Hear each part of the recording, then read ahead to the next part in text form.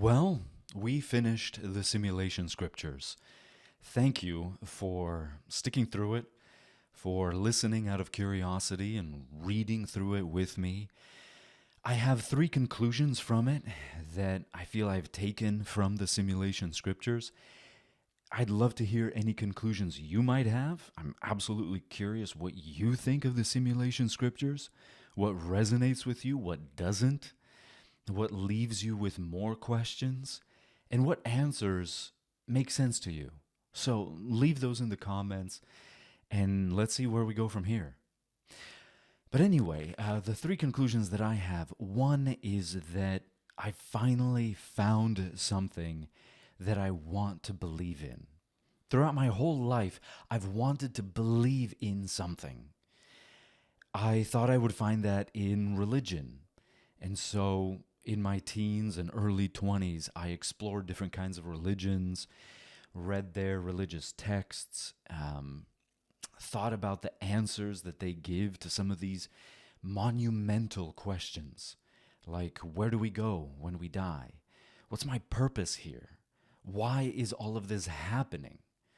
Why does my life suck? And I've tried to find answers to those questions in various kinds of religions and religious groups and denominations of these different religions.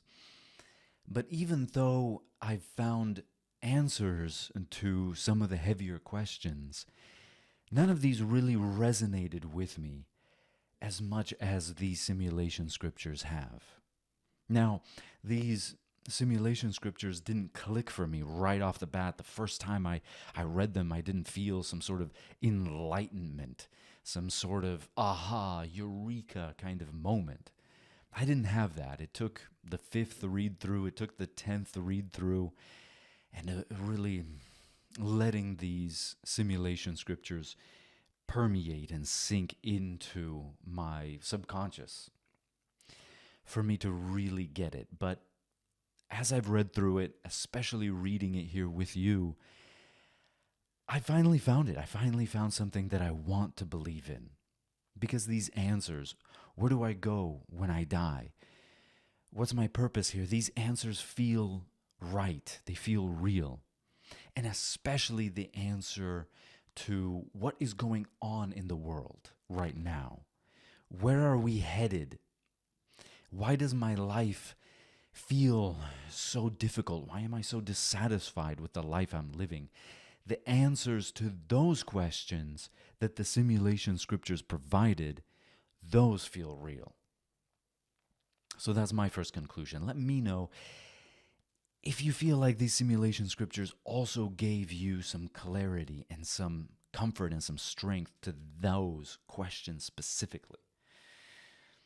Because, as I've said before, I don't want to believe that we are heading for World War III. I don't want to believe that I'm playing a simulation on hard mode. But I feel like that is the case.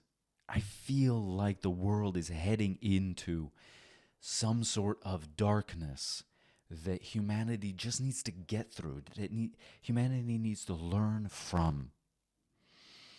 And it feels like I'm playing in this simulation so that I can learn from this darkness, that I can be tested, that I can be given wealth and then be tested with it. Do I help people? Do I use that wealth to harm my enemies or forgive my enemies? I feel like that's an answer that I want to believe in. The same thing with like strength and health, that as World War III approaches, I will be given more health and more strength so that I can lift the weak during the war and stop the enemies during the war. And then also be tested. When I have that power, when I have that ability to cause harm to my enemies, even though they might be begging for mercy, who am I? Am I somebody that shows forgiveness? Or am I somebody who doesn't show any mercy whatsoever? I don't know. I would like to think that I'm the bigger person, but I don't know until I find out.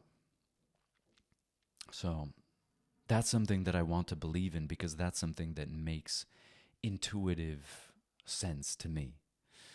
How's that feel for you?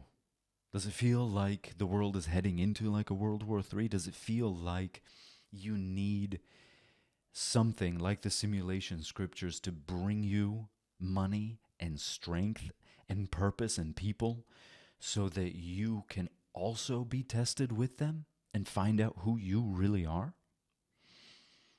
Let me know. Let me know what you think. And then two is that I want to change my life.